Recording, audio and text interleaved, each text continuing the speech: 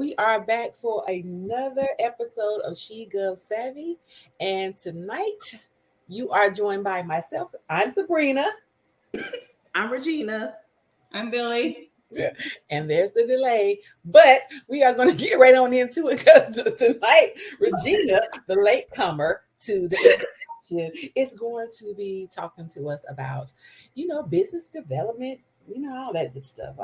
I don't even know what the name of her topic is because she had me laughing so hard tonight. But she's going to talk to us a little bit about business and a few of the things that she's experienced along the way. Yes, I'll throw an extra loop in there for you. So we are going to get started and we are going to let Regina drive. Welcome, Regina. Hi, everyone. So what we're going to be speaking about today is usually we're already talking about the government contracting and all that great stuff. So we're going to bring it back a step because before we can actually get into the government contracting world, right, we have to establish our business because you can't register in the portals or anything like that without actually having a business that's registered with your state. So what I wanted to do is just share a few pointers with everybody, what you need to do to get set up. Let me know if you can see my screen, please. Ignore that. Can you ladies see my screen? I can't hear anybody. Is everybody on your screen? Okay, great. All right, so I'm sorry. It's all fancy. Okay, is it big enough? Okay. Okay, good. All right, so this is going to be the business checklist that I've come up with and I share with my clients just to make sure that they're on the right playing ground, basically. So what we're going to need to make sure that happens first is you're going to need to register with your state. So I'm in the state of Florida, which that's going to be sunbiz.org, and I'll show you that website in a little bit. Something to take in consideration. I mean, there should always be a strategy in everything that you're actually going to be doing. So let's talk real quick about your actual address, location that you're going to put down when you register. Yes, you can use your home address, but let me make sure everybody is aware that when you use your home address, this is once you register on the state. Once you register your business, this is now public information. So one, your home address is out there if that's what you're going to use.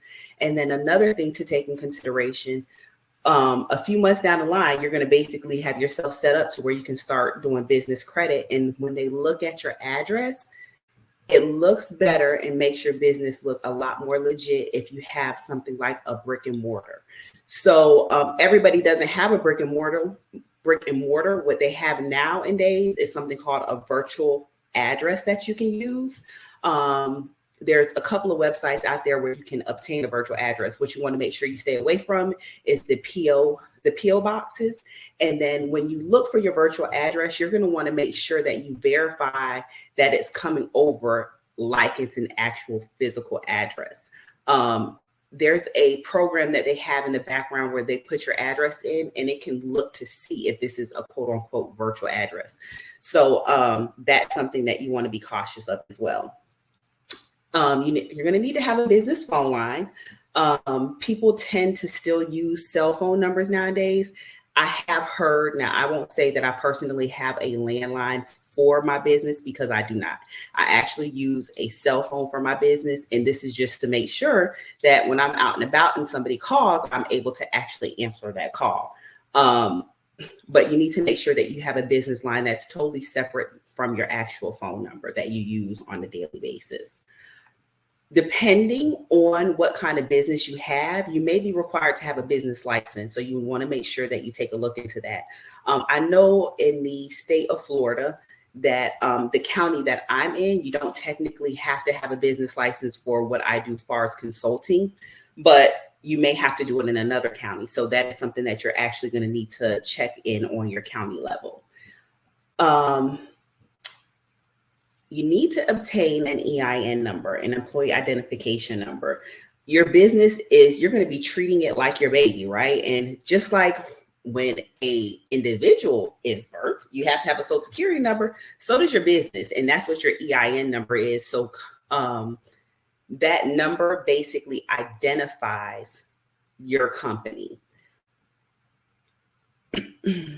Another thing that you need to make sure that you have is a business bank account. You do not want to, by all means, everybody, you want to keep everything separate, your personal and your business information. You don't want to intertwine the funds. It's going to get complicated for your accountant. And when you're trying to do your taxes, it's a big no-no, a big no-no.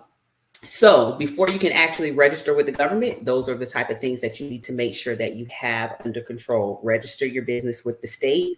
Go ahead and start thinking about how you're going to handle that virtual address, having a business phone number. If what you're going to be needing, you have to have a license, like maybe if you're an electrician, HVAC, things of those natures, you do have to have an actual business license to operate. So you need to think about that as well. You can obtain your EIN number through irs.gov. Heads up, don't tell nobody it costs money to get you an EIN number, because it does not. You do not have to pay to get an EIN number. Go right to irs.gov and you'll be able to register yourself. Now, let me give you a quick look at the state of Florida. This is, let me just start from the beginning so you can see.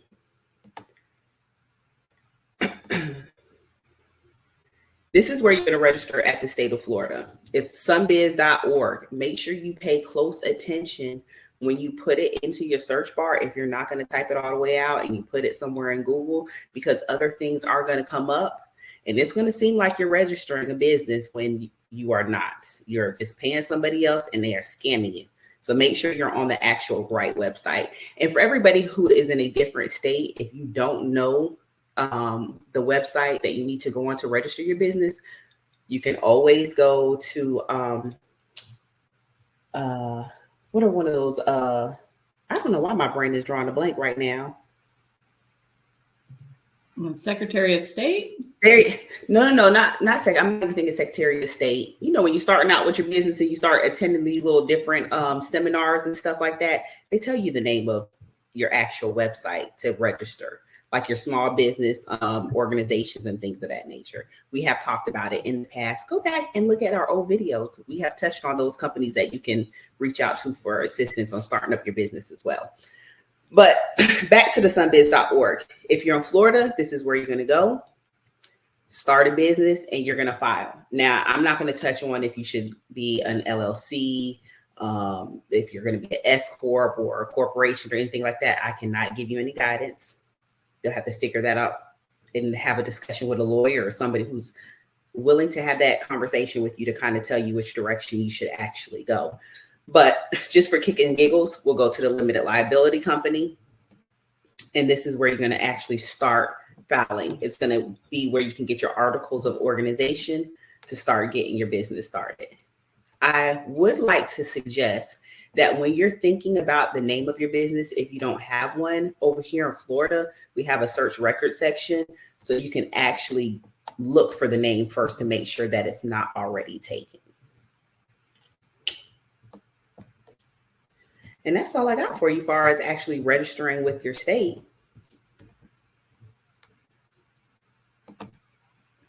Do either one of you ladies have any questions for me, or? I'm going to bring us back to the main screen. So that was good. That was good information.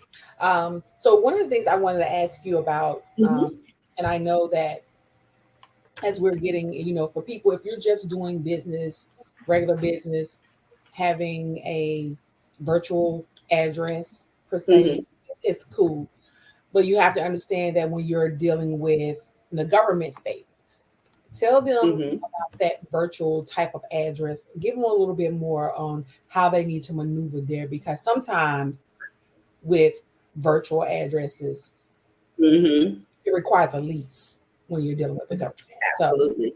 So, I actually had a little pushback when I first went to register a SAM.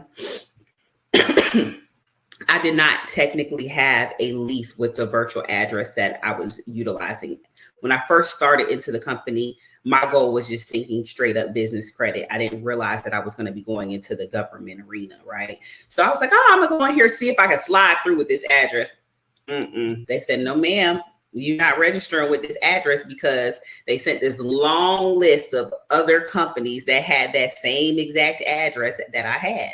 So I actually had to cancel my virtual address with them. And I know somebody who has like a center, and she actually has like where you can lease out the rooms and things of that nature. So I had to go with that address and actually submit my lease showing that I had a lease with that location. That's a great question, Sabrina. Great question. And that's so key, because I see a lot of people asking that question a lot of times about a virtual address, especially when you're trying to get into the government arena. Know that virtual address is good when you're just doing your regular smaggler old business. You can do that. But when you're trying to deal with the government, they want to know that you actually have a physical location that can be verified by a lease, just like Regina said, what she had to go and do. So if you go into one of these companies that's just got this little mailbox, and that's not going to work. You need to have something that's going to give you like a, suite such and such that belongs and is dedicated just to your business. It's a very big difference when it comes to that. So just know that you need to make sure that you're doing that properly, or like Regina had, they gave her a whole list. As you can see, she just told you they're verifying. So you have to make sure that you start off right, or it's going to slow down your process.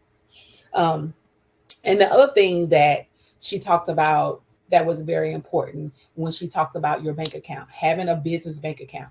You do not commingle your personal funds with your business funds, because when you do that, now your business is almost like it's just you as an individual, because when you commingle and something goes wrong in your business, they're coming after you. Not your business, they're coming after you because you commingled, and you can't tell them that it's separated. You can't tell them that you are a person and your business are separate, because now you're doing business and personal out of one pot. So do not, by any means necessary, make sure that you have a business bank account and you do not use it as is your personal bank account. So that's so very important. If you don't believe it, you can try it. You can try it and just hope and pray that nothing happens. And one of the things that I would like to add to that is that I know that in the social media world, you will hear people saying, oh, go ahead and start. You can get registered in like sam.gov and use your personal account to get started. And that's a no. Do not register in sam.gov with your personal account. Yeah, you can go and change it later. Why do that? Start off right. Don't start off the wrong way. Take the time, get your business account open, and that's the information that you use. Go ahead, Regina. You was about to say something. I want to say that it is not easy getting that stuff changed in SAM. So if you can avoid it by any means, and I'm speaking from personal experience, I literally wanted to cry at one point.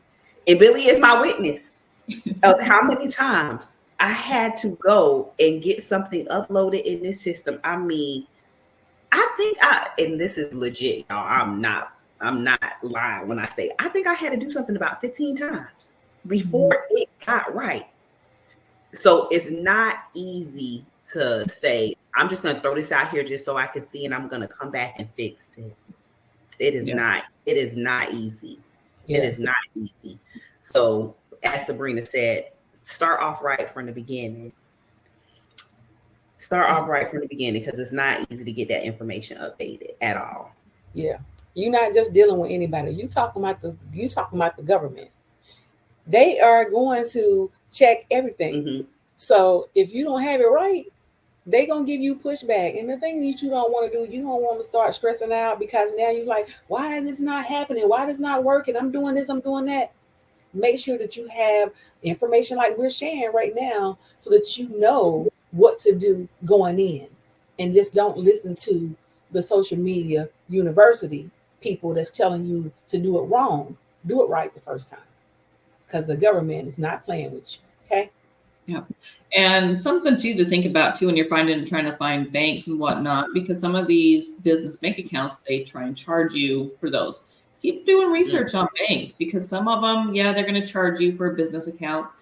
Other ones may not, depending on the size of your business. If you're just starting up, they've got different programs out there with different banks that you can utilize to. Because I know for us, our first account, they were charging us X amount if you didn't have a certain dollar amount in that account. And this new bank that we just transferred to, they don't do that because they, well, they do, but it wasn't as high of an amount that you had to have in that account. And so do your research on your banks too, because not all of them are created equal. And, just starting out a business, you've got a lot that you have to do. And so there's a lot, I wouldn't say there's a lot of expense, but there's some expense that comes to getting your business up and running properly. But there are different methods out there that you can, or not methods, different banks that'll help you along the way versus the ones that, oh no, this is our flat fee. Right. Yeah.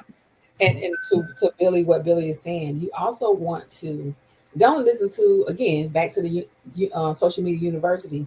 Everybody is telling you, go to Navy Federal, go to Navy Federal. Look here, I'm Navy. I'm sick of y'all.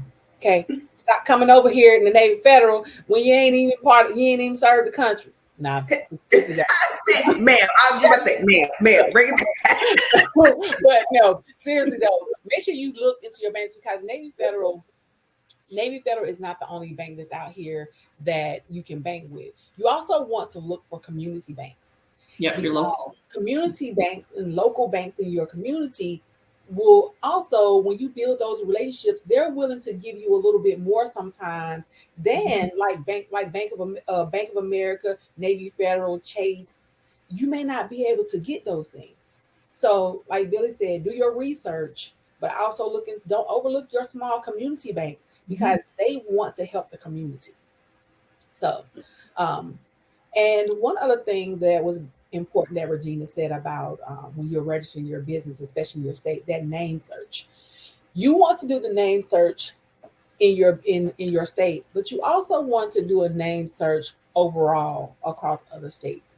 And you also want to make sure that you are looking to make sure that that name has not been trademarked, because now you're going to run into some issues and some headaches. Because if it's been trademarked and you go through this whole process of standing your business up, and then you out here, you moving and shaking, and just by some chance, this nice business with the same name happens to do some search. Say you've been in business 2 or 3 years, and they just happen to do a search, and you have their name. Guess what? That's 2 or 3 years you've been in business, and then they send you a cease and desist. You have to shut it down. Yeah. So do your due diligence on searching your name before you register it, even in your state. So yeah. And also, when you are searching your name, I would also suggest look at social media too, because you want to keep consistency with your business name across everything. So I tend to think that it's a little helpful too, even though you're looking for in your state and you're looking at the trademark and all that great stuff. When you start using social media as a form of, promoting your business and everything, you want everything to kind of align as much as possible. So take a look at those different platforms that you think that you're going to use on social media, and see how that name that you want can be played on the social media platforms as well. That's actually a good one as well. So, yeah. So these are little gems that that we're dropping for you guys, and hopefully that it helps you. And one other thing I want to hone in on what Regina's saying is certain things that you do not need to pay for. And matter of fact, when you're starting your own business, if you just pause for a minute, you can do this stuff yourself. Everything you can do yourself. Sometimes you get a little anxious and you just want to get your business started, so you go and pay somebody. Some of that extra money that you're spending out to have somebody to start your business for you, you need that for your business. So take the time and know that you can do these things yourself. And as Regina said, an EIN does not cost you a thing. So if somebody tell you it's going to cost you a fee, that's a no-no. A lot of these things out here that people want to charge you for that are free, like saying when you register for the government, that's free. You know, sometimes you may have to pay somebody for their time. If you don't know how to Yeah. do it, you paying them for their time. But make sure it's not some ridiculous fee, because I've seen people paying people like $2,500 just to register them in Sam's. Oh That my is insane. Now, but if you It's- just feel like you want to give me some money, now I'll take it. Yeah. and I want you to know, Give it away. But want to spend $2,500 for somebody to register. Let me go ahead and plug my name in right now. My name is Regina McKenzie at Get It Done Solutions. yeah, she know her I'm name. more than happy Yeah, she know to her name. register you. Hey, you was talking about money. Now I know. Regina McKenzie, let me spell that out for you. REGI. No, I'm just playing. But don't say Okay, you about to be like Usher. Speaking something else to take note of. Once you start registering yourself, you're going to get so much mail at this point that they're going to be offering things for a service and to pay for XYZ. You do not have to pay for those things. Do your research. Find you a friend who will let you know what needs to happen. Somebody you can trust. So you're just not out here spending your money on all this ridiculous stuff. Or Because they- send us a question. Drop it in the chat. Ask us. We'll tell you if it's going to be legit or if it's no, that's a scam or somebody's trying to get some money out of you. Yep. Yeah. Because like Regina said, you're gonna get bukus of everything. Mhm. And it's a money grab. It's a money grab, and just don't fall for it. As Stephanie would say, don't fall for the banana in the tailpipe. Okay? Don't do it. Don't do it. Don't do it.